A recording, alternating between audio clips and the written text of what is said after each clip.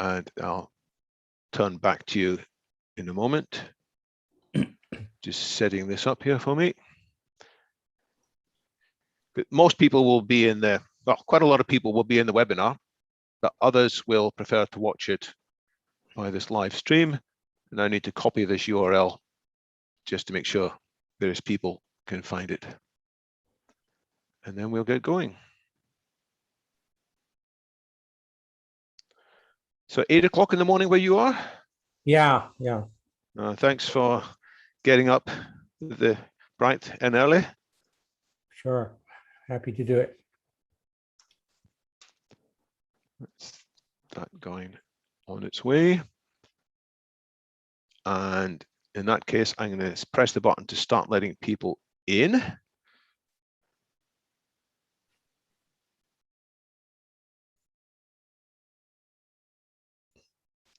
And once people have arrived and taken some seats, I will kick off with a few comments, as I've said.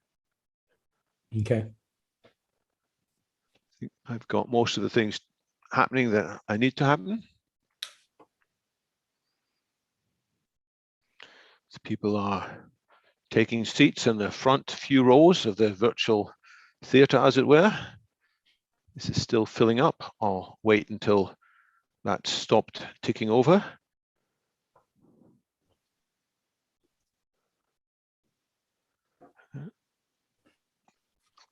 Take this. Wow. A lot more people registered in the last few minutes. That's always how it is. I ask people to register in plenty of time in advance, but usually in the last few minutes. So, and more I'm sure will turn up momentarily.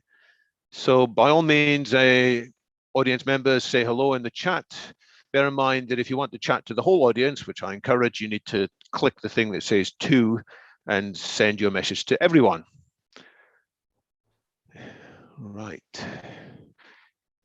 Is there a PowerPoint to plug in up at the front? Well, you have to provide that by yourself. Brian?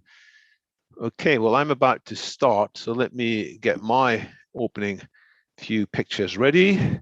Share my screen.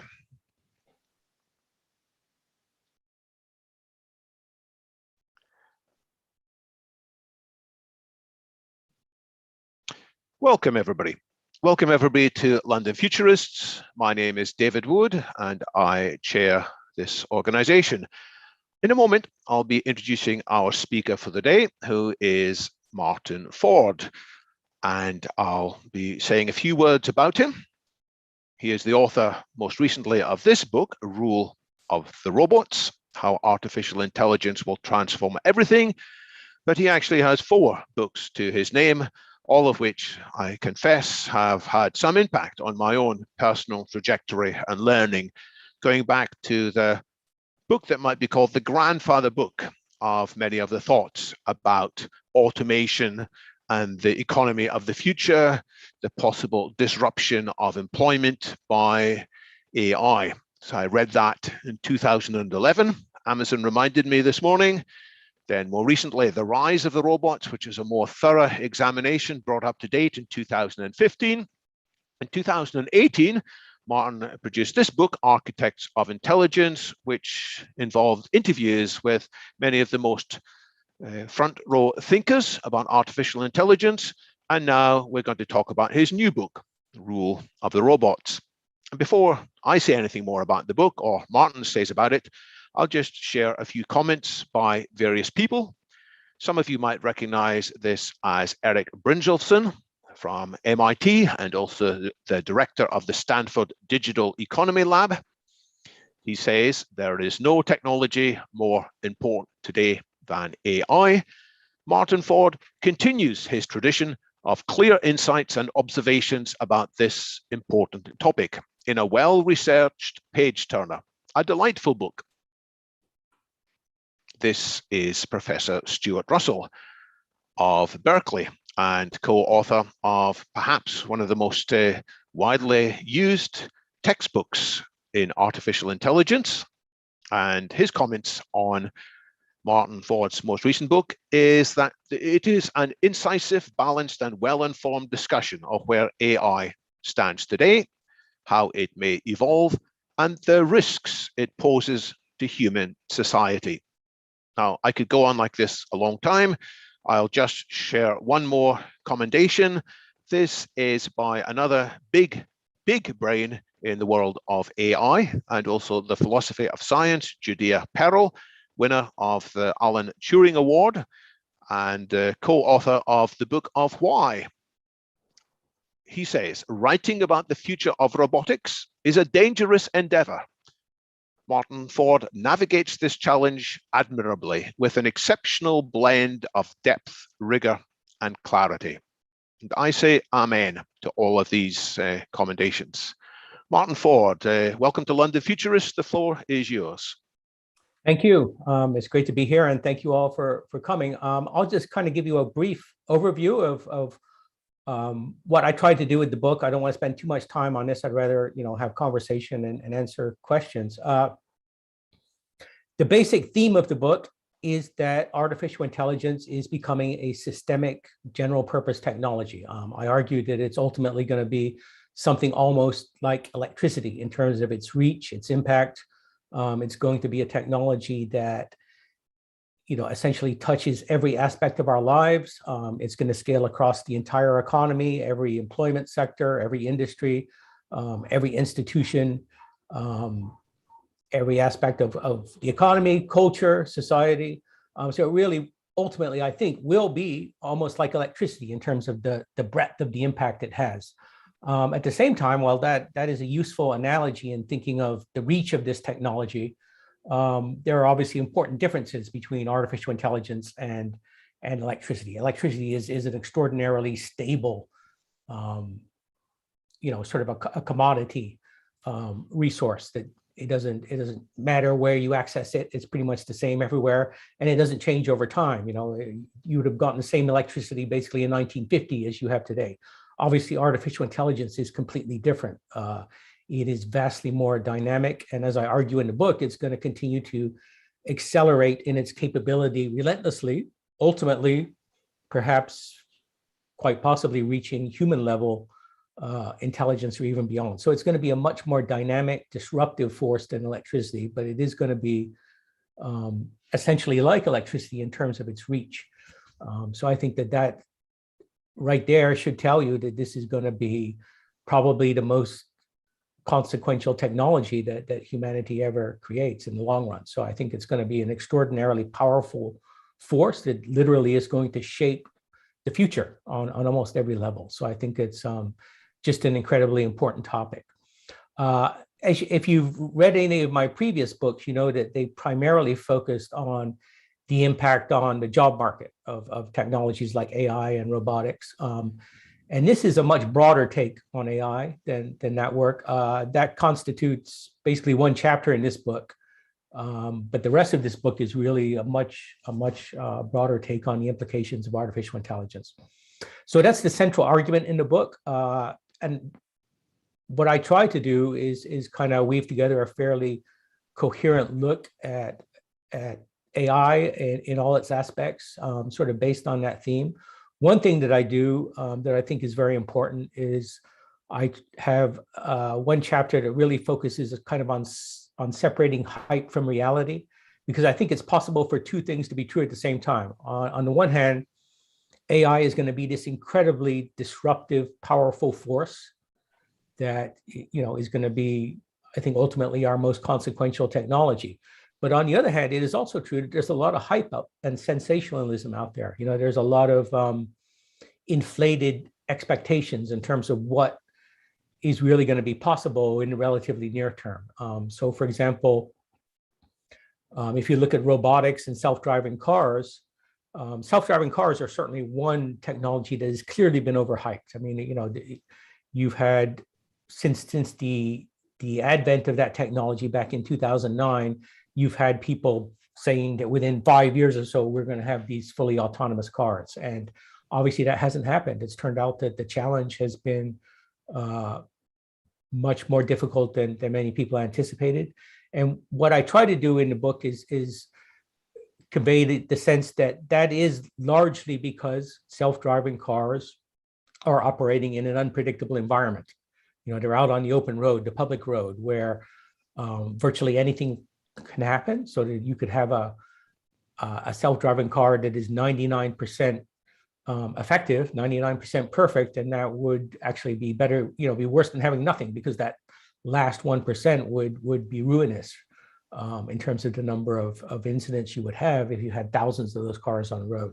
So that's what makes it extraordinarily difficult. So the contrast I draw is between self-driving cars opening on public roads as being, an extraordinarily unpredictable and difficult environment to operate in. Compare that, for example, to an Amazon warehouse, where you've got a very controlled environment. Amazon can basically completely control that environment. It can separate the robots from the people. It can control the flow of work through the warehouse. And in this environment, I think the story is going to be entirely different. Already, you've got hundreds of thousands of robots operating in those warehouses. And right now, what you have is workers that do the things that the robots can't do, which is primarily the stowing and the picking or retrieving operations. In other words, putting items on inventory shelves, which are actually moving around, carried by robots, and then retrieving those items and fulfilling orders for customers. And the reason people are doing those tasks is that they require visual perception and dexterity, hand-eye coordination, things that robots so far are not good at. But that's something that's going to definitely change over the next 10 years or so. Jeff Bezos said a couple of years ago that within 10 years, he expected to have a robotic hand. So we're going to see those environments become a lot less labor intensive, within probably just a few years. So the contrast I'm drawing there is that in some areas where you have a more controlled, predictable environment, you're going to see rapid acceleration, both of artificial intelligence and robotics. But in other areas where it's completely unpredictable, it's going to take much longer. And that chapter gives many examples that sort of support that. Beyond that, I spend a lot of time talking about the technology of deep learning in particular.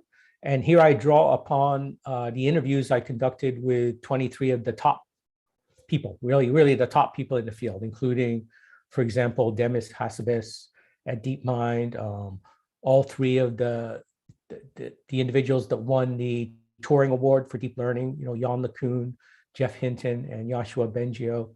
And I talk about deep learning and its potential future, the hurdles that have to be overcome if we are going to get closer to human level intelligence. And I think that is, to me, that was the most interesting part of the book, where I'm actually able to delve into the technology itself and some of the approaches that are being taken in order to actually get us closer to human level artificial intelligence, which continues to kind of be the holy grail of the field.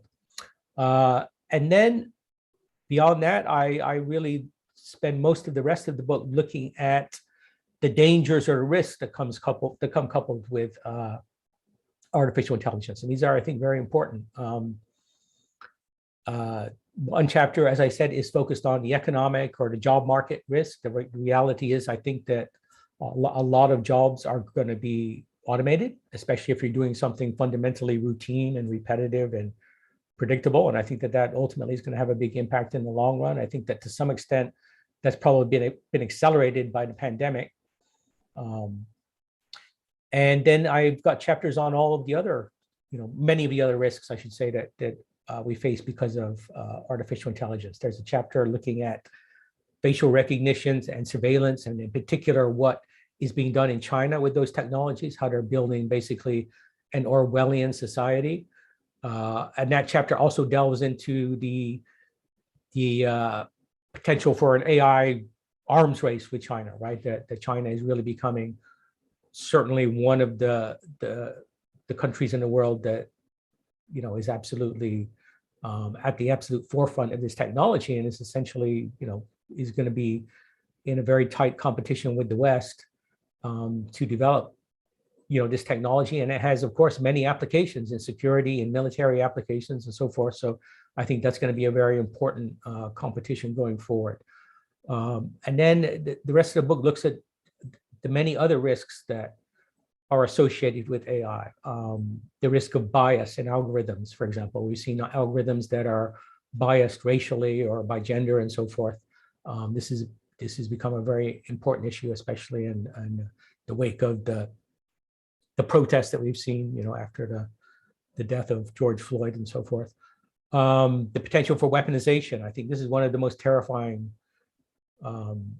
aspects of AI, the fact that it could be used to build fully autonomous weapons. And I think that is quite likely to happen within the next few years. So that's one of the real risks that I delve into there.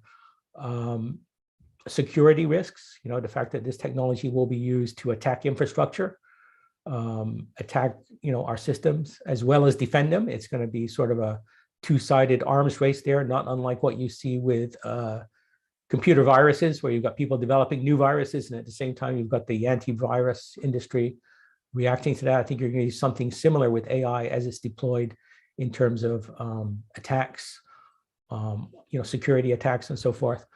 And then the other aspect of that is that it's not just about using artificial intelligence to, for example, infiltrate computer networks. It's also about using AI to disrupt society by deceiving people. And that's where I talk about, for example, deepfakes and the potential for political disruption or social disruption by creating completely, fabricated media that might be audio, might be video, for example, that could, for example, put virtually any words into the mouth of a politician. And you can imagine how disruptive that might be if it comes during an election and so forth. So this is I think another real risk associated with the technology. And then finally, I talk about, the existential risk that I think has gotten, a lot of attention. You've heard Elon Musk talking about artificial intelligence is summoning the demon and it's more dangerous than nuclear weapons. And I try to give a very balanced analysis of the potential for superintelligence to someday develop and how that may potentially be, an existential risk to humanity and what the concerns are there and so forth. I try to, again, kind of separate the hype from the reality there and make a fairly balanced approach on that. So those are the main topics in the book. I guess the main last thing I would say is that I consider it to be an optimistic book, maybe more so than some of my previous books have been perceived, because as again, they focus mostly on the impact on jobs. But I really believe that artificial intelligence is an indispensable technology. It's going to be incredibly important to our future. And the reason is that it's essentially going to be a technology that amplifies our intelligence, amplifies our creativity, our ability to innovate. And that's going to be indispensable to us because we're facing some real challenges going forward, right? I mean, if you look, for example, at climate change, in order to try to address climate change, in order to cut carbon emissions, we need innovation across the board. It's not just about clean energy sources, ways to generate clean electricity. We need new ways to make cement. We need, innovations in agriculture and in the way we design buildings and so forth. So we need innovation everywhere. And the same is true in terms of adapting to climate change. We know that to some extent we're going to fail to prevent it, even if we, begin to do a better job of actually cutting emissions. So we also need innovation everywhere in order to adapt to the changes that are going to be forced upon us. And again, I think that it will be very, very difficult for us to do that if we don't have this incredibly powerful tool at our disposal. So the last thing we would want to do is turn away from AI or overly regulate it because we're concerned about all these dangers that come associated with it. But I do think instead what we need to do is really embrace it and leverage it to the fullest extent. But at the same time, we've got to be very open-eyed about the risks that are coming coupled with this. And in some cases, that's absolutely going to call for regulation as well as adaptations in order to address the potential job loss and the rise in inequality and so forth. So that's basically what the book is about. And I guess at this point, I'll kind of turn it over and happy to answer any questions. Fantastic. Well, some of the regulars have already dropped their questions into the Q&A window. I'll just say to everybody, for general chat, you can chat in the chat. That's good. If you have a particular question, I advise you to keep it short, keep it distinct, put it in the window, and people can vote for it. And generally, I will prioritize the ones that have the most votes. I'll use my own judgment from time to time. So on this question of being optimistic, Martin, you said this is a more optimistic book. I want to put to you a question by Callum Chase, who is another author on AI. He's written about the economic singularity, amongst other things. He says he hasn't yet read your recent book, but he thinks highly of your 2015 book. But he says that it was unclear there what the positive scenario would be for a post-jobs world. So can you say more about what this positive scenario would be? For example, you said before that American politicians are terrified to even utter the word tax unless it is immediately followed by the word cut. So any ideas of having a guaranteed income would be unfeasible for the foreseeable future. So what is your positive vision there? Well, I agree that having a guaranteed income is politically a tremendous challenge, although I would argue that it has become less so than it was when I wrote that first book in 2015. When I wrote that, it really was kind of unimaginable to me that anytime soon we would see this, even though I was arguing for it. But since then, we've seen a number of developments. UBI has gotten a lot more attention. One thing that's certainly been very important is that you may be familiar with Andrew Yang's campaign for president in the United States, and that really put the topic on the radar. He's got this huge online following that is now very much in favor of this, and that's still not, that doesn't mean that it's going to happen anytime soon, but it's a big change from 2015. I think also the pandemic led to programs that in some ways are not unlike a basic income, right? We saw in most countries incredible levels of government support. In the United States, you had stimulus payments paid directly to people, and there were actually calls. I know that Kamala Harris, for example, actually called for these payments to be ongoing. So there were calls out there to actually make this income kind of on a routine monthly basis. And in the United States, you now see child tax credit payments that are not unlike a regular basic income. So I think we're definitely moving in that direction. So I think there is certainly reason to be optimistic about that. At the end of the book, I lay out two possible scenarios going forward, and the optimistic scenario is like Star Trek, right? If you've ever watched Star Trek, you know that is kind of a post-scarcity economy in society, right? Where people don't have to work. That's some, drudgery that they dislike in order to eat and have a roof over their heads. And I think ultimately that's the optimistic scenario where we can kind of decouple, income from work perhaps, but we can do it in a way that still leaves people fulfilled, that gives people dignity and continues to keep them motivated. Whereas the dystopian outcome, it would be more like I said, like the Matrix, where not that AI is going to enslave us like in that movie, but that the real world will become so unequal that it really won't offer a path towards success for most people. And therefore, most people will kind of disengage with the real world. Perhaps on some level, they'll maybe enter virtual reality, which is, of course, going to get dramatically better in the coming years and decades. Or maybe there'll be drugs or other things to distract them. But we'll enter this kind of dystopian scenario where a very large percentage of our population is essentially disengaged from reality and not really participating in the real world. And I think that could lead to some very unfortunate outcomes. So that's a real risk, I think, that we could become so unequal that most people just don't see a reason to engage. So that's one thing I think at all costs we want to avoid. But I do think there's reason for optimism that we can get on that more optimistic path. On the subject of Andrew Yang's campaign on UBI, I noticed in his own most recent book, which I was looking at this morning, Forward, he does credit 3 people with making him think about UBI. One of them is the Dutch writer Rutger Bregman, and one of them is you, Martin. So he gives a big shout out up front. I forget who the third one is, so I apologize there. So you've had an influence there. I'll give Callum a quick follow-up because his view is that UBI has become less conceivable since COVID, not more.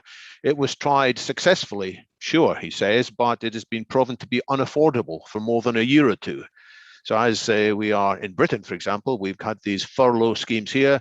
Now everybody's saying we have to stop them. We have to stop them. The country is going to go bankrupt. So do you have a response to that? Well, again, I think that this is an idea for the future. And I think that I've always thought it probably is going to start at a relatively low level. You know, it might just be a very small payment that everyone receives,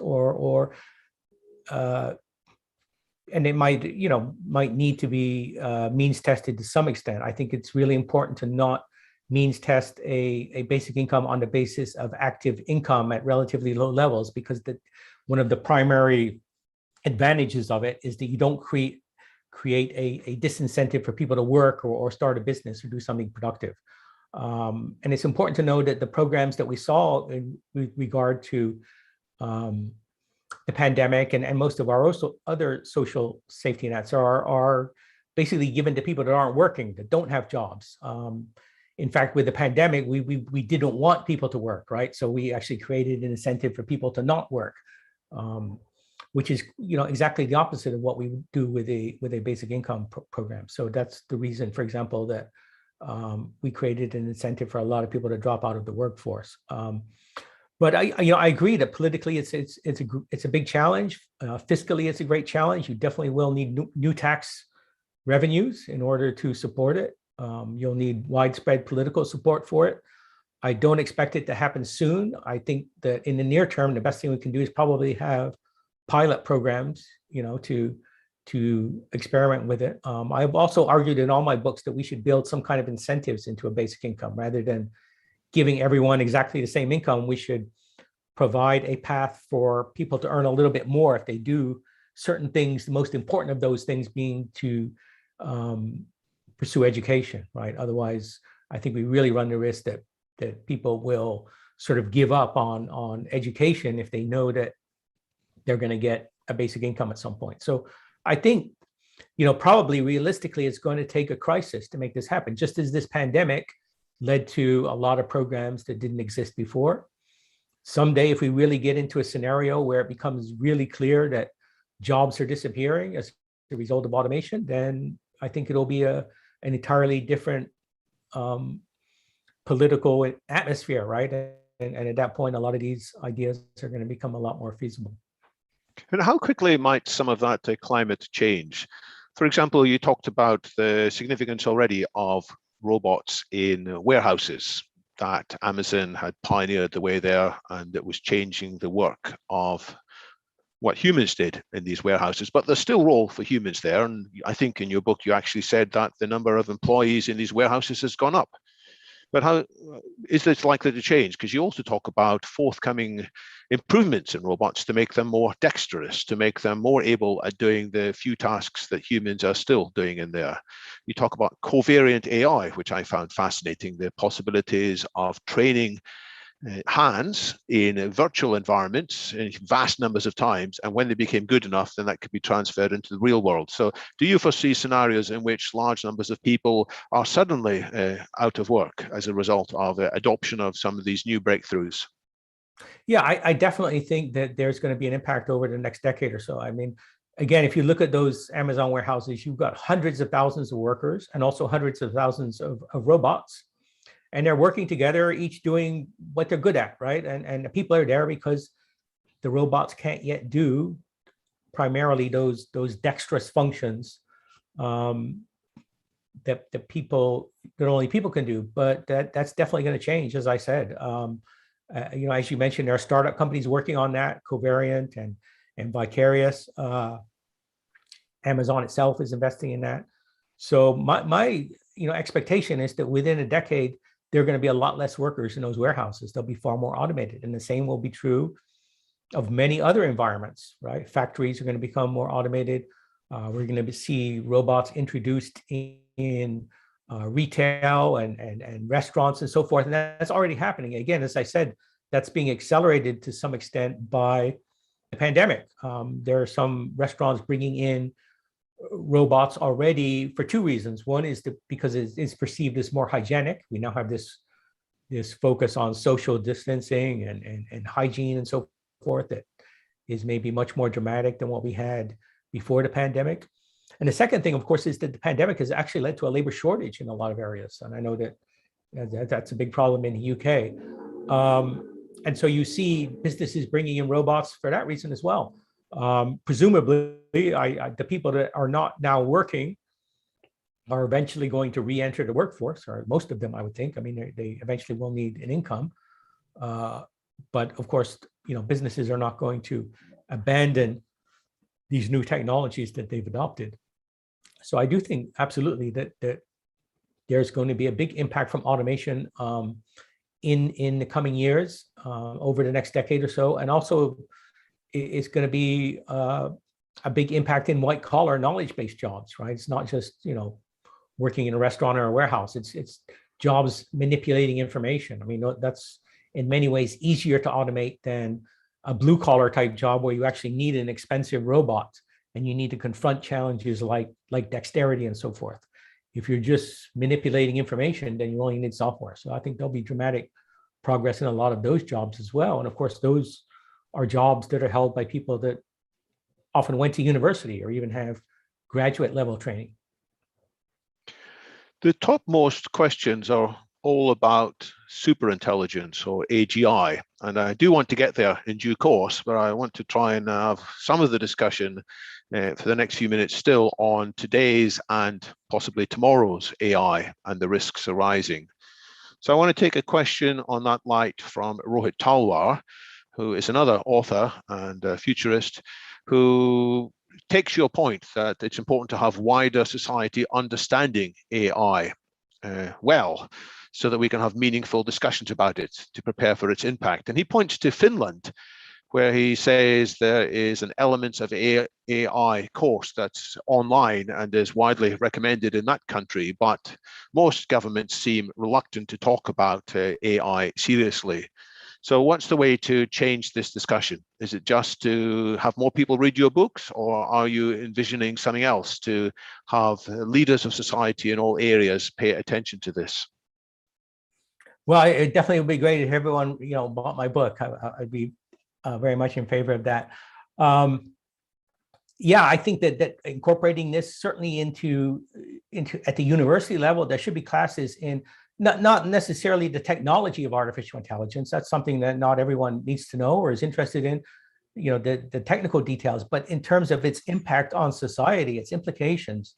A lot of the material I cover in this book, especially the risks that are going to come with it, the need for potentially regulating it, the potential for, the impact on privacy, for example, the trade-offs that societies are going to need to make with technologies like facial recognition. I mean, there in the UK, you've got an enormous number of these cameras everywhere, right? In London, those increasingly are going to be hooked up to facial recognition systems.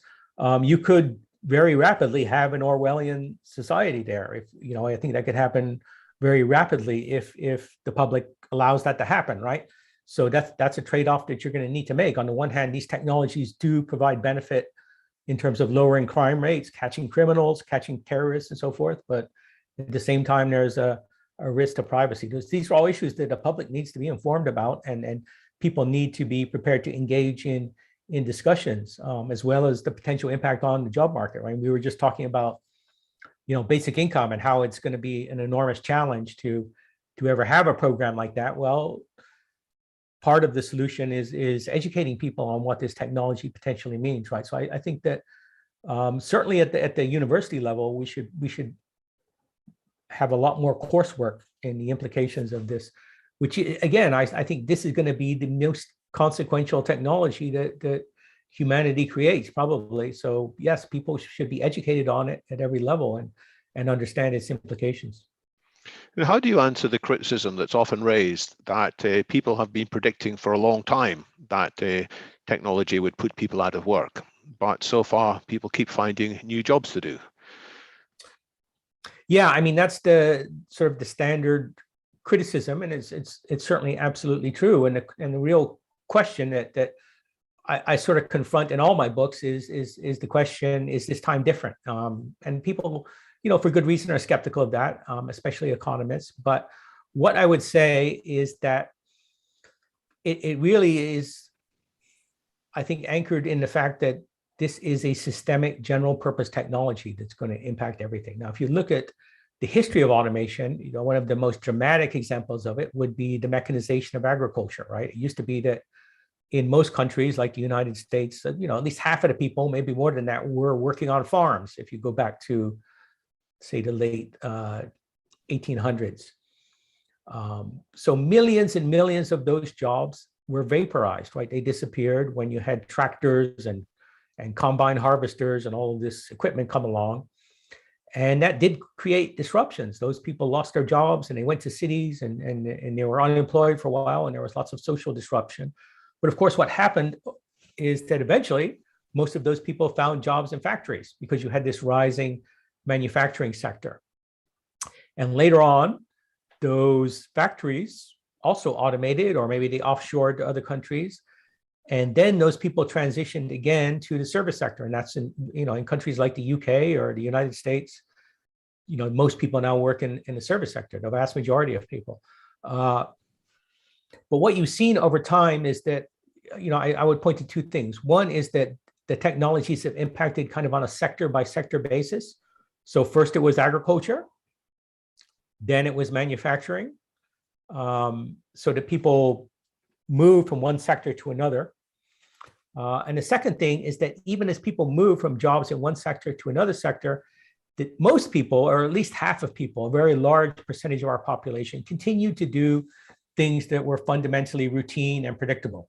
So, you can imagine someone working in the field, right, in agriculture, doing routine work every day. And then you can imagine later, maybe in the 1950s, a person working in a factory, standing on an assembly line, doing very routine things. And today, you can imagine someone perhaps working in a warehouse or in a retail shop, maybe scanning barcodes, doing something fundamentally routine. So the point is that a large fraction of our workforce is doing, essentially very predictable routine work. And it's certainly changed. The nature of that work has changed, and the employment sector of that work has changed, but it has remained fundamentally predictable. But we're now at a point where all of that type of work, regardless of what industry it's in, is going to disappear as a result of this new technology that's coming on board. And what that means is that people are going to have to make an entirely different kind of transition, right? Rather than looking for routine work in another sector, they're now going to have to do something fundamentally non-routine. They're going to have to do something perhaps creative, or something that involves working with people and building relationships with people. And I think some people will make this transition, assuming that there are a sufficient number of those jobs out there. But a lot of people are going to struggle with it. I mean, not everyone has the necessary talent or personality traits to do a creative job or an intensely people-oriented job, right? I mean, so I think that there's a very real risk that a lot of people are going to be left behind. One more skeptical question is that people observe that the rate of innovation in many industries seems to be slowing down. There's the work of Robert Gordon, who looked at productivity in America and elsewhere, and his view is that productivity is slowing down. And I saw something else on Facebook earlier today that highlighted there may be more publications, but the value of these publications seems to be less and less. Is this possibly a counter to the view that AI is going to change everything anytime soon? No, I don't think so. But yeah, this is a subject that I actually examine in some detail in the book. And I talk about Robert Gordon's book, and Tyler Cowen is another economist that wrote a book called The Great Stagnation, which was very, very influential. And the basic point that I would make, and I think that they made, is that we have seen over the last half century or so this incredible acceleration in computer technology and in communication technology, right? And generally in information technology. There's no doubt that acceleration has occurred.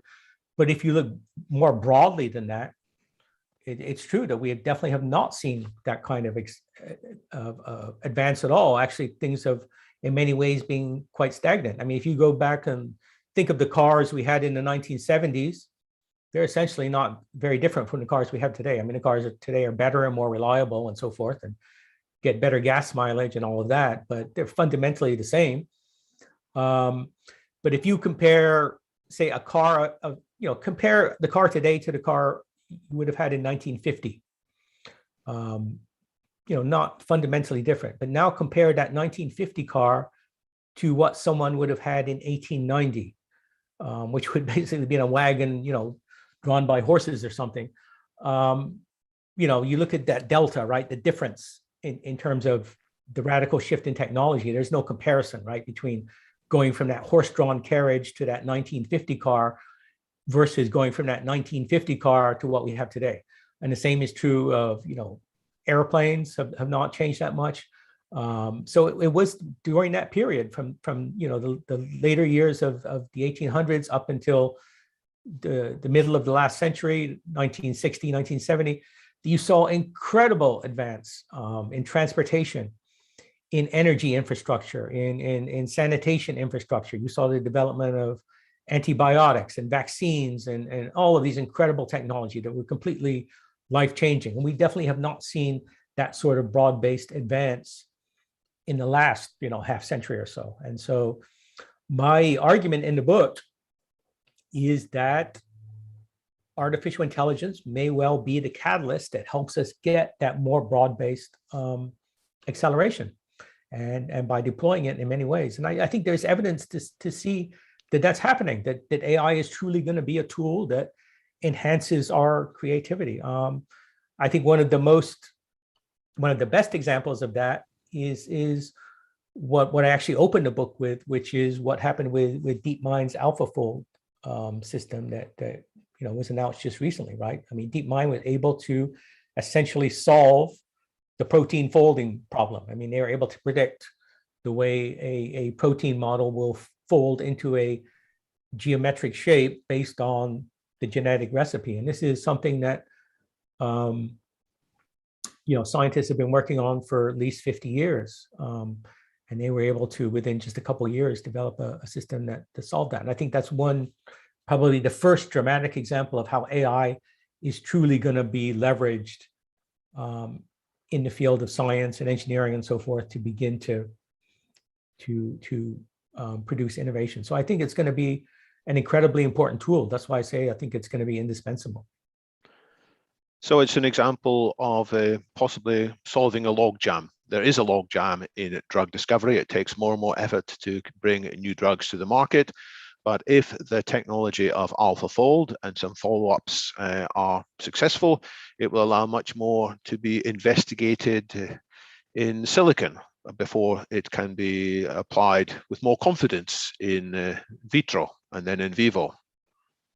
Exactly right. I mean, drug discovery is just one area where artificial intelligence is already being leveraged. There have been already some new drugs discovered, a new antibiotic, for example, that I talk about in the book. But of course, there's not that. It's many areas. I'm actually involved in a startup company myself that is working on atmospheric water generation. In other words, harvesting water directly from the air. And this also uses, this technology also uses some chemicals, and the team working on it used AI, machine learning, to discover some of the chemicals that they're using in this process as well. So I think it's going to be innovation across the board. And hopefully that will get us off this undeniable stagnation that we have seen in many areas over roughly the last half century or so. So I'm very hopeful that AI is going to be the tool that gets us off that technological plateau and gets us, seeing innovation really in many, many different areas. A question from an anonymous attendee is wondering about the potential for AI to improve lie detecting and therefore make things easier in both politics and society in general. So he or she has seen evidence that AI can be used to figure out when people are being deceitful or not. Is that something you're optimistic about, or do you worry about, on the contrary, fakes being more difficult to spot and more people being roused and indignant and taking hasty actions?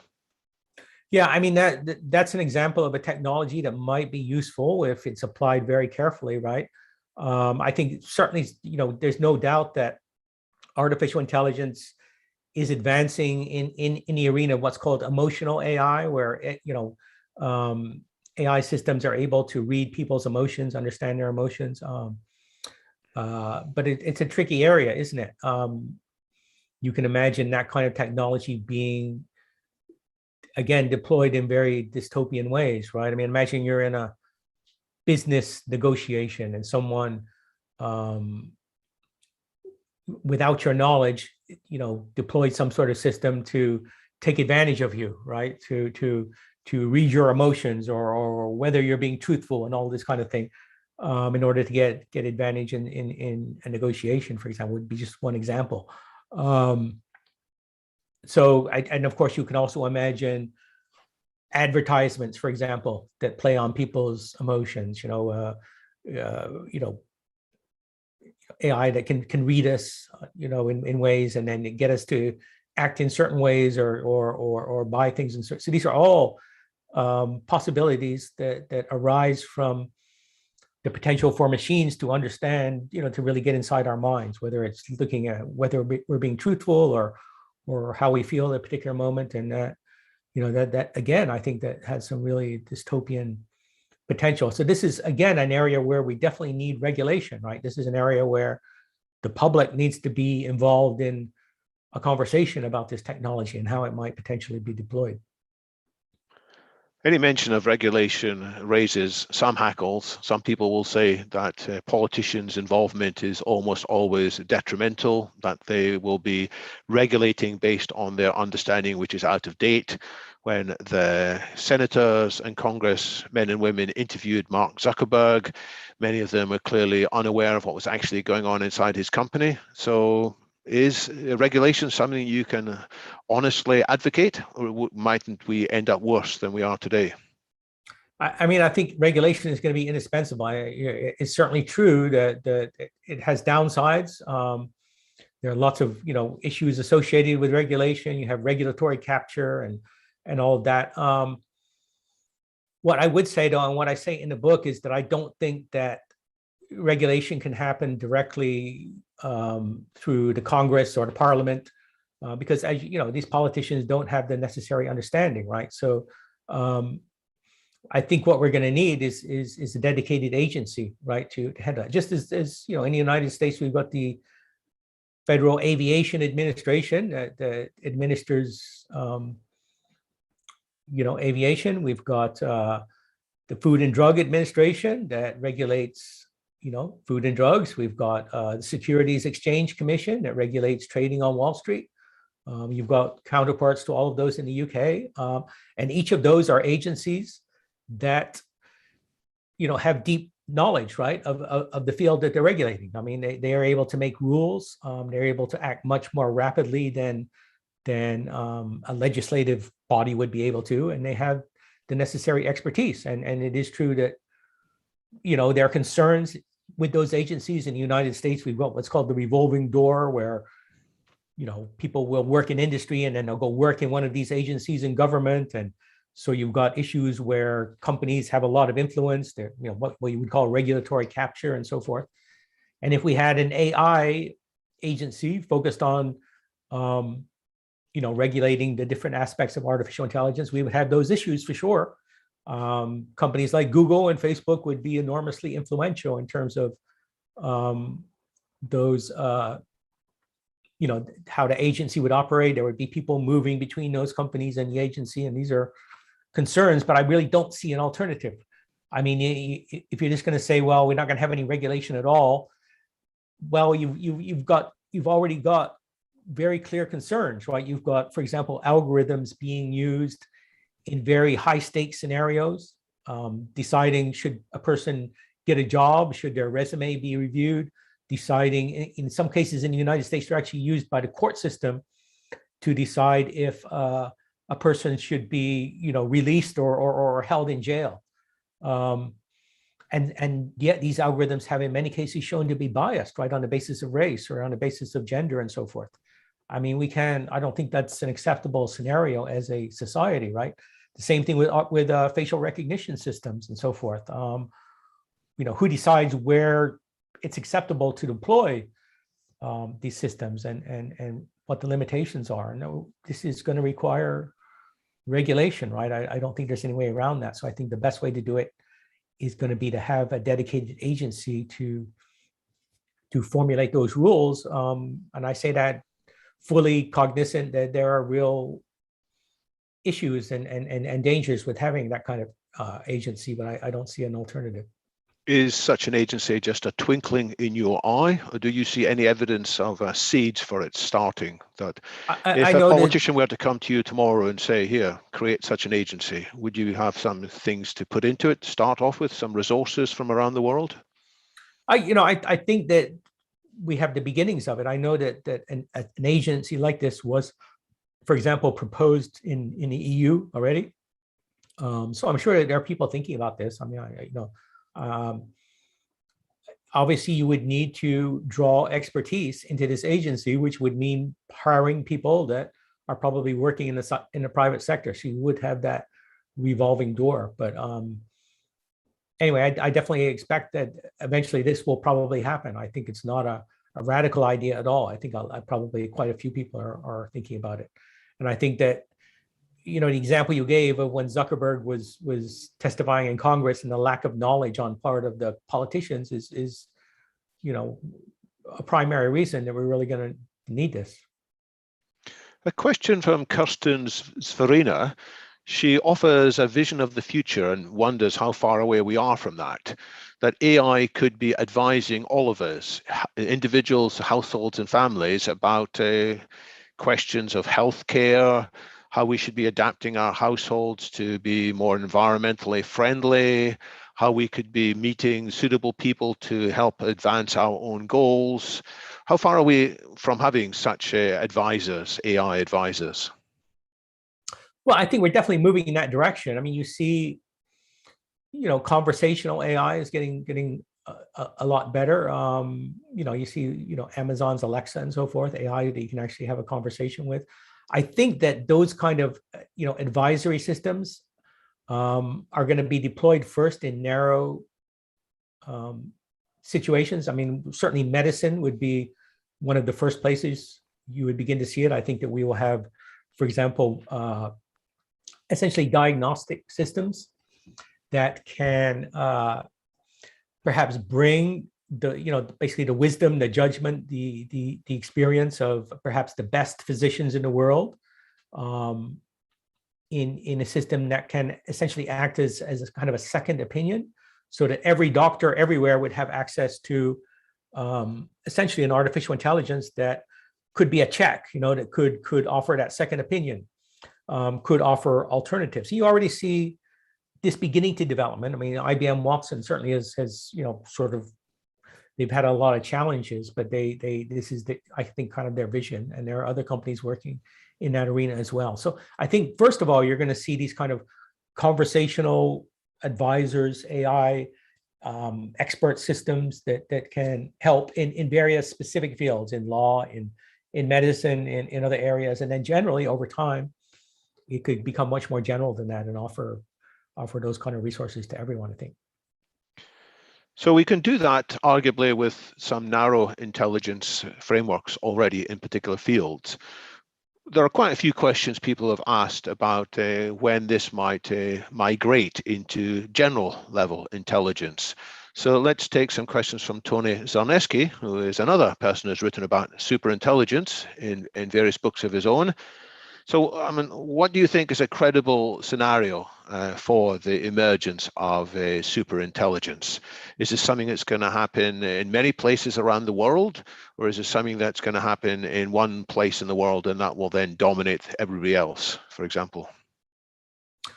Wow, that's really hard to predict, but I assume it would happen somewhere first. I mean, I give quite a lot of attention to that in a book. I think that, again, I think that's sort of one of the most fascinating topics, because it is really the holy grail. It's what everyone that works in AI kind of dreams about, I think. And again, I did have this opportunity to interview these 23 really top people, and those interviews again are recorded in the book Architects of Intelligence. But I also draw a lot on those conversations in this latest book, and I really look at the different approaches being taken. So I don't know the answer to, where it's going to emerge exactly, but what I do in the book is lay out some of the approaches being taken. So I look, for example, at what DeepMind is doing. They've got an approach that's based, fundamentally on reinforcement learning, right? In other words, on sort of trial and error and learning through practice. And they believe that reinforcement learning is integral to the emergence of intelligence. Demis Hassabis believes that reinforcement learning is incredibly important in terms of the human brain, that internally to our brains, reinforcement learning may be essentially what's happening, that really causes our intelligence to arise. But other people, disagree with that completely. Yann LeCun, for example, at Facebook, has said that he thinks reinforcement learning is relatively unimportant. He's focused on what he calls, self-supervised learning. There are, other approaches based on large language models like OpenAI is doing. They're building these incredibly large language-based systems, and many of them believe that they can just build a big enough, sophisticated enough system that some higher level of intelligence will emerge from it. I'm actually quite skeptical of that. I think that we're going to need some more fundamental breakthroughs in the field. So I do go in the book through the various approaches being taken by people like Ray Kurzweil, for example, is working on Google. David Ferrucci? Yeah, David Ferrucci, the guy that did IBM Watson, is taking another approach. He's got a startup company called Elemental Cognition. So I go through that as well. So look at these different approaches. I think it's really a fascinating topic, but there definitely are some real hurdles that we need to overcome in order to get to that human level AI. And there's not a lot of evidence that that's going to happen in the very near future, I would say. Terry Raby asks about the potential for computational neuroscience, or people studying the brain more fully, or even studying consciousness, people like Anil Seth or Andy Clark. I'm not aware of all of that work myself. Do you think that we can get insights from studying the human brain more fully that might accelerate improvements in AI? Yeah, absolutely. In fact, DeepMind is really, very much following that approach. When I talked to Demis Hassabis, I was a bit surprised. He told me that neuroscientists were actually the single largest group at DeepMind. So there are actually overall more computer scientists than neuroscientists, but within the specific functions within the groups, the neuroscientists are actually the largest group, and that's exactly what they're doing. Is they're trying to draw insights from the brain and then find ways to incorporate that into systems. The other fascinating thing is that it's working in both directions. And again, I talk about this at some length in the book, but DeepMind has actually found things through working with, its deep neural networks.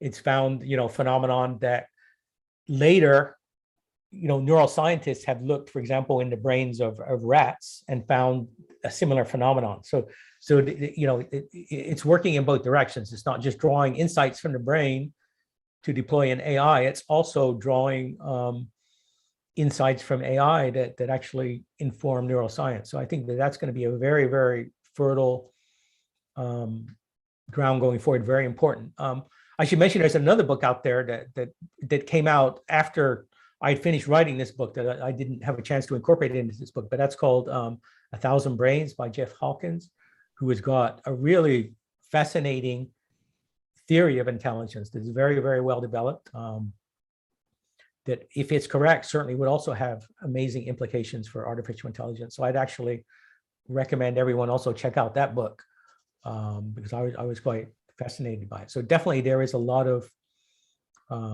room for these two fields to work in conjunction. Jeff Hawkins writes admirably clearly as well, and I love that book too. And I was impressed that he did think that there's a particular structure, a repeated structure throughout the brain, his cortical columns. The reference to, what is it, 100,000 brains or whatever, that there are multiple independent processing units, but they all have basically the same structure. And if we can understand that enough, then it would leap forward our ability to have true intelligence, true artificial intelligence. So in light of all these different approaches, where are you in possible timing for the advent of artificial general intelligence? I know that the various people you interviewed for your previous book came out with predictions that were all over the place, and they tended to be further out than the ones that Nick Bostrom had surveyed in his book, arguably because you were speaking to the true experts in the field, whereas Nick Bostrom was often interviewing people with less central roles. But as I understand, the mean estimate for the people who were prepared to actually pick a number was something like 80 years into the future. Whereas if you looked at the median estimate, it was a little bit closer, maybe 60 years in the future. Is that something you feel comfortable with, or do you think there are scenarios in which there could be an acceleration of breakthroughs in which we could have something like artificial general intelligence sooner than 60 years from now? Yeah, I mean, it's definitely possible. I mean, as you say, the mean guess was about 80 years. So in other words, basically the end of this century. But there's incredible variation in the guesses. And these were, again, the top people. I mean, the two extreme guesses that I got, or estimates, whatever, predictions, whatever you want to call it.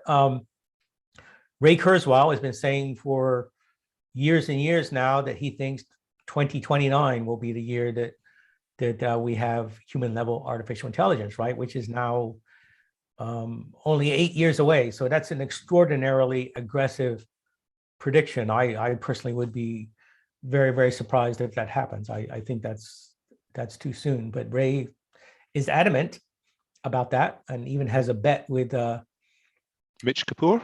Yeah, with Mitch Kapor, that will happen. So, I mean, he's very much on board with that. Another person I talked to is Rodney Brooks, who's one of the top roboticists in the world, and he thinks he said it would be about 180 years. That was his guess. So almost 200 years. So that gives you some sense of the variation, even among people that are really the very top people in the field, right? That there's some people saying it's 10 years, 20 years, and other people saying it's 200 years. So obviously, I don't know the answer. If I had to guess myself, I might say 50 years. As I wouldn't really expect it to happen before then, but it's certain. You can't discount the possibility that it could happen much more rapidly than that. So, what do you think, Ray Kurzweil? The people at OpenAI, believe that their particular approach, based on just scaling to larger and larger neural networks, is going to be effective. And if that's true, then they should be able to get there, much sooner than 50 years or something, right? I'm skeptical of that myself, but I don't. My expertise is not at the same level as these people I talk to, so I have to defer to them to some extent, right? So I would just say that we should definitely be prepared for it to happen a lot sooner than we might expect, but at the same time, it could take a very, very long time. Well, in that case, let's feed in a question from Rohit Talwar, because he points out that many companies have got commercial reasons to either hype their potential AI solutions, or maybe even to hide what they're doing and say, no, it's not going to happen anytime soon. You politicians don't need to get involved in this. So how can we get to a more balanced and measured discussion of both the potential and the risks, not just of today's AI, but of that forthcoming AGI or ASI? Well, I think that there are some organizations, right, that exist that are very much focused on that. One of the most important ones is Nick Bostrom's Future of Humanity Institute at Oxford, right? Is really focused on these issues. I mean, it's a tricky problem, right? I mean, you may have, if you've read the media, you've heard about some internal conflicts between DeepMind and Alphabet, right? The owners, in terms of the the ethics board that they have, and what they're concerned about maintaining control of the technology. You know, apparently I've heard the DeepMind people are concerned that Google is going to gain control of this, and so forth. So yeah, I mean, there are definitely issues, and again, I think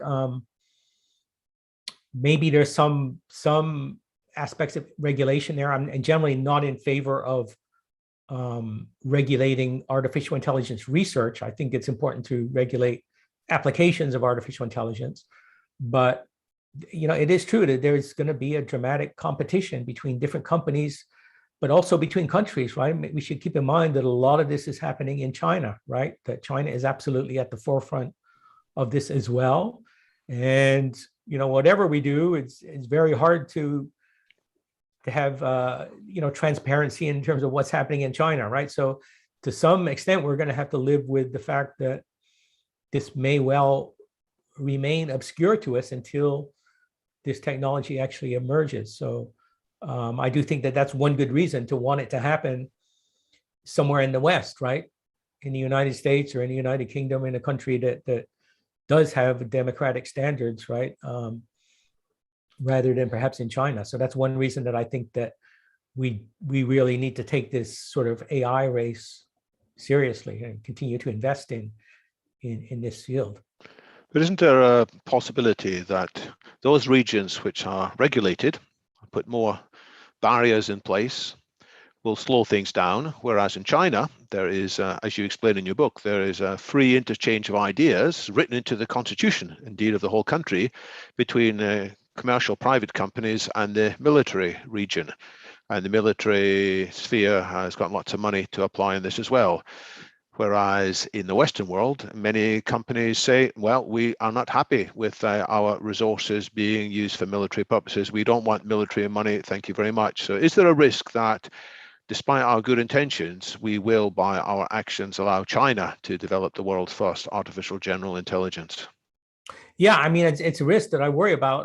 And it's, you know, in that particular, what you're referring to there, it's not just the potential to develop AGI, but really utilizing artificial intelligence in military and security applications, right? This is going to be an incredibly powerful technology, you know, for military applications, right? I mean, you know, it's going to give an advantage. So we really can't afford to lose that race either. And the pushback there is coming not so much from companies, but from the employees at companies, right? It's at Google, for example, Google had a few relatively minor contracts with the Pentagon, and it led to an employee revolt, right? The you know, the employees who tend to be very left-leaning, of course, you know, don't want, you know, Google to involve in these projects. They don't want their work to be used in these ways. Whereas in contrast with that, as you said, in China, it's actually written right into the Chinese constitution that the commercial sector has to cooperate with the People's Liberation Army.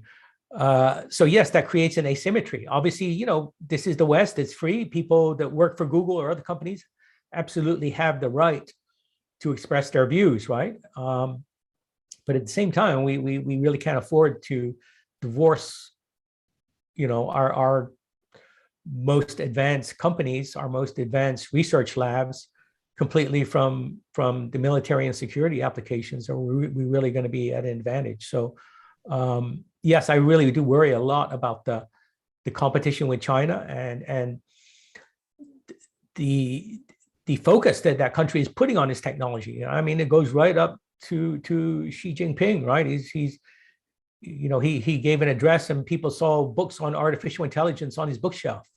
I mean, he's pretty engaged with this, right? The country has made an absolute commitment in terms of resources that they're pouring into this. They have a goal of being the world leader by 2030. So, you know, we need to take that very seriously, I think. This is not a technology that we can afford to fall behind. And where are you with the notion of banning killer robots? I notice on YouTube where there is some discussion as well. Mike Diverd has just said quickly, ban killer robots. And this is such a dangerous thing that we should be intervening to prevent military enabling autonomous lethal weapons. Do you sympathize with that, or do you see arguments that actually autonomous robots might be better and more disciplined than humans who are exhausted and at their wits' end in a military situation? Right. I mean, the prospect of fully autonomous weapons is really quite terrifying. You can imagine, for example, autonomous drones that swarm, hundreds of them, thousands of them, and it can attack people without any human level control. This is an issue that you mentioned earlier. Stuart Russell at UC Berkeley has focused a lot on. He worked with a team to create a video called Slaughterbots, which you can find on YouTube, and I'd recommend watching that. It's really terrifying in terms of the scenarios it lays out. What could happen if we had autonomous weapons, and the real fear is that these weapons might be developed by legitimate militaries, but then they might eventually fall into the hands of terrorists or rogue actors, or perhaps they could be developed independently, by terrorists, because the technological threshold is not that high. These are, one thing about these AI-enabled weapons is that the entry barrier is relatively low, right? I mean, and these could, many people argue these could truly be weapons of mass disruption, because you could have a very small number of people operating, thousands of weapons, right? That were able to attack autonomously. But that's, the entry barrier is pretty low. You compare that, for example, to nuclear weapons. In order to develop nuclear weapons, you basically got to be a nation state, right? You've got to have the resources of a country. And even then, most countries can't do it. But, you could potentially purchase drones on Amazon and then weaponize them, right? So you're talking about a much, much lower barrier to entry in terms of getting access to these technologies. And also there's a great deal of overlap between the commercial applications of these technologies and the potential for them to be weaponized. So that's, one of the reasons that people are calling for a ban. There's a lot of passion about that. A lot of people working in AI would like to see an outright ban on autonomous weapons, just as there is a ban on chemical weapons, for example. And there's an initiative in the United Nations to make that happen. However, there's not much progress on it, and I don't really expect there to be. And the reason is that the three countries that matter, the United States, Russia, and China, are all against an outright ban on developing these weapons. And the reason is that they don't trust each other, right? I mean, if one of these countries bans development of autonomous weapons, and then other countries cheat, and go ahead and do it secretly, then they'll have absolutely an enormous advantage. I mean, to be fully autonomous on the battlefield will convey, enormous advantages, right? I mean, no human being can react with the speed that a robot can, right? Or that an artificial intelligence algorithm can. So there's no doubt that, in terms of the battlefield, these technologies are going to provide a real benefit. And certainly it is true that generally using robotic forms of warfare is going to save the lives of soldiers, right? So in that sense, it's positive. I mean, I think the same could be true in policing applications. I think that, you've seen in the United States all of these incidents of police brutality, of racial bias, and so forth. In theory, if you could build a police robot, then there'd be no reason for it to be biased. It would also be in a position to not use lethal force, right? A robot is willing to shoot second, right? A robot is not especially terrified of being shot. So it doesn't need to act with the same kind of fear that a human being would in one of those situations, right? So I do think that there definitely are real benefits to these technologies, but it's going to be, again, a very important trade-off in terms of where we leverage them and what level of human control is going to remain in effect over these kind of systems. So yet again, it's complicated, and we're going to need to have a lot of brains thinking about this. Exactly right. That's why I really think it's important to educate the public and get as many people as possible, really engaged in this. don't know if you've seen the latest James Bond film talking about slaughter bots. I don't want to give too much of the plot away, but there are some weapons in there which are quite horrifying. But Brian from Canada asks a question along these lines. He says, would it be useful for this conversation if more people perceived a rather serious bump in the road scenario between now and what might be the Star Trek future that you painted, which he says he's an admirer of? But we may not get there if people are being naive about the dangers. And so he wonders about the value of painting credible scenarios in which things go seriously wrong. And these scenarios might even prompt countries which are currently very nervous about talking together, might prompt them to talk together in new ways. So is that part of your perceived education?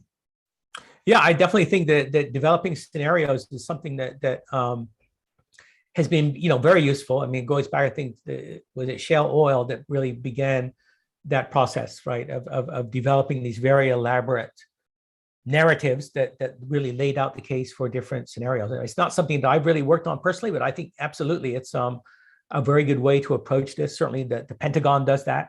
So it would be really interesting if maybe some think tanks out there that are focused on that did some development of that. I mean, you can imagine some scenarios are very easy to foresee. I've talked a lot about the potential for lots of job market and economic disruption if you had widespread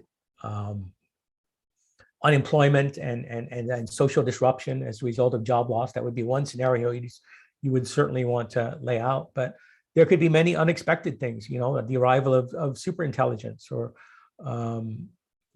the deployment of AI-enabled weapons and so forth. They're all things that could essentially disrail us. I think certainly the pandemic has really shown us that very, very unexpected things can happen, right? That things that we are not thinking about, don't anticipate, can really disrupt the world in ways that are quite unimaginable. And the risks are that when things do go wrong, they go wrong differently from how we expected. So exactly, COVID was different from flu. Exactly, right. So even you can lay out these scenarios, but it's never going to happen exactly as you expect. What about the control problem? This is a question from Gordon Silverman. And by the way, we will be winding up the questions fairly soon. You've been going for nearly an hour and a half, but I'll try and squeeze a few more in. Gordon Silverman asks, what's your view on Nick Bostrom's concept of the control problem, that the AGI, if it emerges, will just be beyond our ability to influence in any significant way? Is that something you worry about? It is something that I take seriously. I have kind of I occupy, what you might call kind of a middle ground on this question. I mean, many of the people that I talk to, again, these very, the very elite AI researchers, I would say the majority of them are fairly dismissive of this concern. I mean,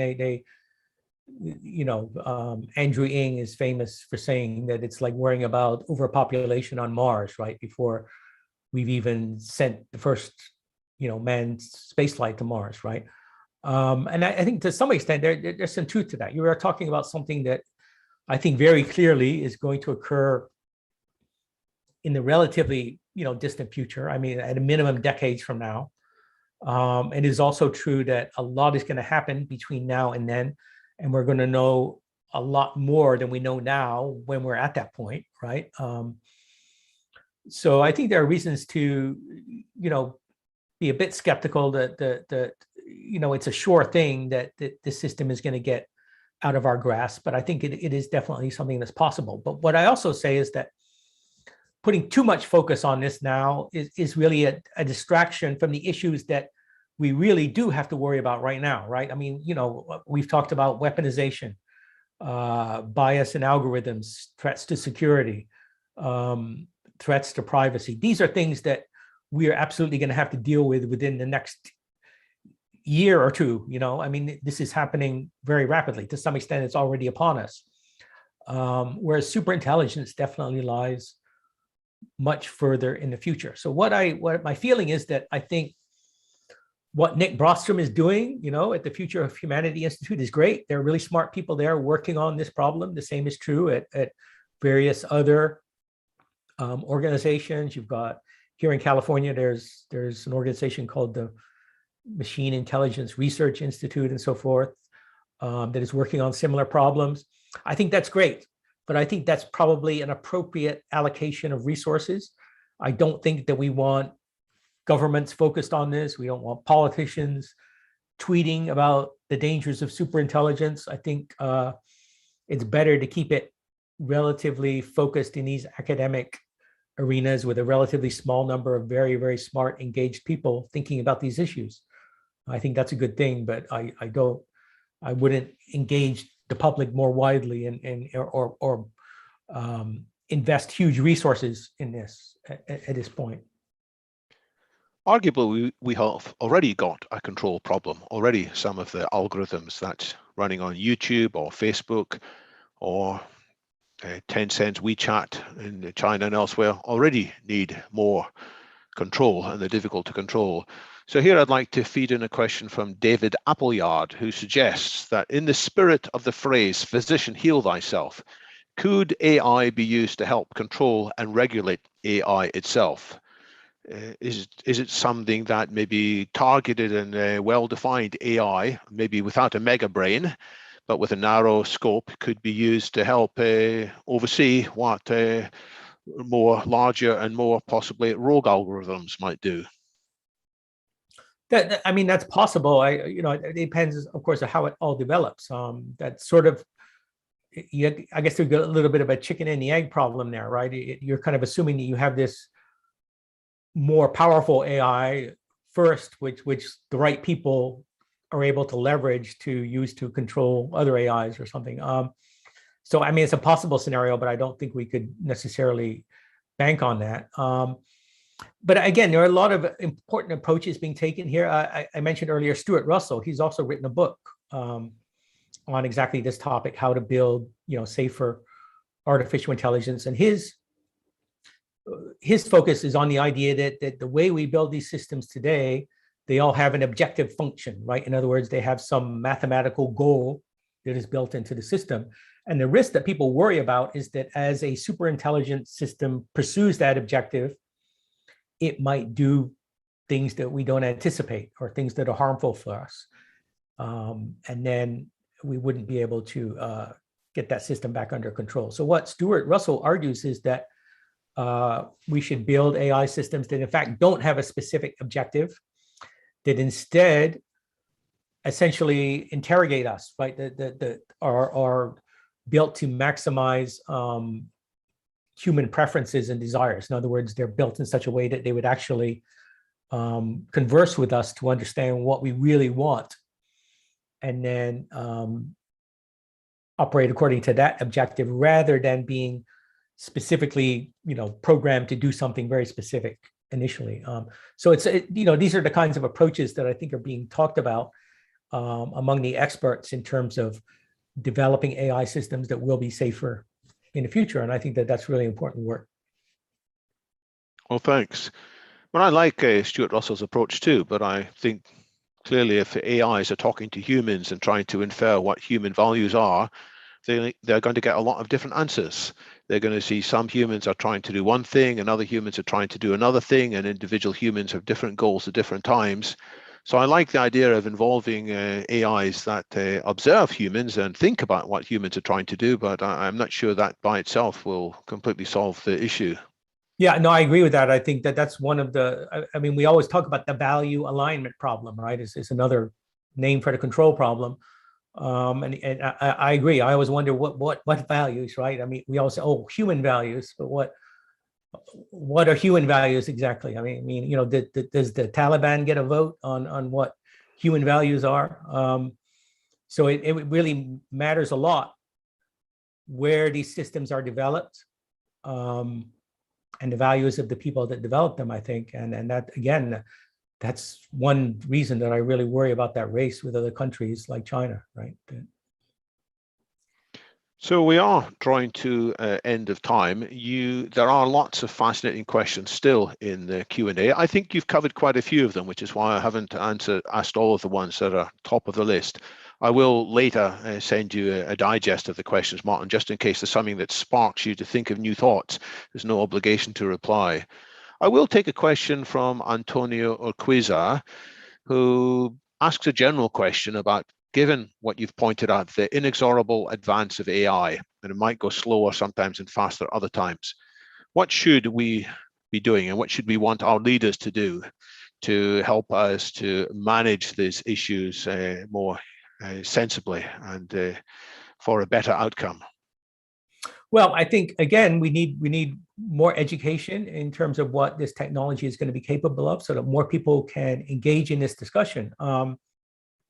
I still, I don't think that people truly recognize just how disruptive artificial intelligence is likely to be in the future. So we definitely need more smart people thinking about this. And I do think that, again, certainly at the university level, we should be teaching more courses on the implications of this technology. And then again, I do think there's going to be a role for governments to begin to deploy regulation, to create that agency that I spoke of earlier, so that we can adapt to these changes. And I think that that's something that we should be doing relatively soon, because we're going to begin to see the impact of this technology very soon. Already in some cases, but certainly over the next few years and over the next decade. I mean, artificial intelligence is going to have an enormous impact on almost every aspect of our society. So I think it's unavoidable that we will need regulation in many areas in terms of the way this technology is deployed, and probably we need that agency in order to have the expertise and the competence in order to do that. So this is something that we absolutely should be working on already. Let me ask you to comment on a suggestion from Martin Talks, who has written some science fiction that deals with some of these issues. He says that currently we seem to be seeking perfection in our AI, whereas we accept imperfection in ourselves and other humans. And we put up with imperfection in our leaders. Should we lower our standards for AI and roll it out quicker, as it will be correct more often than our leaders will be correct? I mean, it's kind of difficult to argue for that. I mean, that would be like saying, let's go ahead and deploy self-driving cars that we have now, even though we know that they're not perfect, and that's going to really, I think, result in disaster, right? So I think that, again, it depends on the application. If you are inside an Amazon warehouse and you've got a robot that's not perfect, but it fails in a very predictable way, that can be an incredibly powerful tool, right? Amazon can use that to become more efficient. It's not going to kill anyone. If it does fail, it might end up putting, the wrong item in a box or something, right? That's an acceptable trade-off, certainly. But when you're talking about medicine or self-driving cars or many other, high stakes applications, then we really can't tolerate much of an error rate. And there are lots of other issues with AI as well. If a person makes a mistake, if a person is negligent, then we know who to blame, right? And there can be recourse there. If an algorithm fails, then it can become a lot more tricky to figure out, how to resolve that situation. So there are a lot of legal ramifications as well. So I think the answer to that question is that it kind of goes to the chapter I have in the book about hype versus reality. And the point I make is that we're going to see certain applications of artificial intelligence deployed much more rapidly, and others are going to take longer. And it comes down to whether or not the application is in an arena where things are predictable, and whether or not there's very real danger associated with an error, right? So the answer is going to be different in different areas, I think. In a moment, Martin, I'll give you a chance to offer any final thoughts that you think need to be stressed. But let me first make a couple of predictions myself as a futurist. Predictions about what's going to happen next in London Futurists. We've had this remarkable session today, led by yourself, Martin. But let me tell people about what's happening in 2 weeks' time. We have a different format for our meeting on that occasion. We will have actually 6 different authors who are part of a larger team who have contributed chapters to this new book, Aftershocks and Opportunities. This is referring to life after the shocks of COVID and the related issues. navigating the next horizon. So we will have short presentations from 6 different representatives of the team behind this, one from the United Arab Emirates, one from Spain, one from the US. Rohit, who is the editor and the organizer of this book from the UK, will be speaking as well, as will representatives, as it happens, from Switzerland and Argentina. And this book, by the way, Aftershocks and Opportunities 2, along with all the others in Fast Future, can be purchased at a 25% discount if you use that code there, LF25, on the shop inside the Fast Future website. So that's in 2 weeks' time. In 5 weeks' time, we'll have a different kind of event again, a different subject. This is the subject of options for successful anti-aging interventions, or as these two authors call it, younging. So they are both independent longevity researchers. Vincent Giuliano is 92 years old, as I understand. He is arguably the world's oldest active longevity researcher, lots of fascinating ideas, and his colleague for this project, Steve Buss. So they will be talking about some quite different ideas on what can be done to intervene and to trigger some natural biological mechanisms that will rejuvenate the body. That's in 5 weeks' time. In 5 days' time, this is something different. This is another event on AI that's taking place on Thursday, organized by MKAI. That's the Milton Keynes AI Inclusive Forum. And just as London Futurists nowadays extends well over the world and isn't constrained to London, MKAI has a vibrant international community. And there will be a session there you can see between 5 and 7 o'clock, in which we will be discussing, some of us, including myself and including S.B. Divya, fascinating science fiction writer, and a number of ethicists and technologists. How will we be using artificial intelligence in 20 years? Find the details on mkai.org. That's in 5 days' time. In half an hour's time, this is starting. It is looking at AGI, and the details there are on the AGI-conf website, agi-conf.org. It's a 4-day conference, and 1 day is already gone. That day was quite technical papers, but today, starting at 6 o'clock UK time, live streaming, which can be accessed for free via links on that side. You will see speakers, including Ben Goetzel from Singularity Net and others from many companies, some of whom we've touched on in this discussion, will be sharing their views as to the prospects and opportunities and risks of AGI. So that's running from 6 until midnight tonight, and indeed into the small hours of the morning. And it continues 2 more days as well, with many distinguished speakers. So I look forward to that as well. That brings us back to today's event. I found this discussion to be fascinating and timely. Thank you so much, Martin, for giving your time early in the morning. What would you like what would you like the audience and viewers to have in mind as the close of this session? I guess the last thing I'll just emphasize is that, again, I think that this is a book I've written that is quite positive.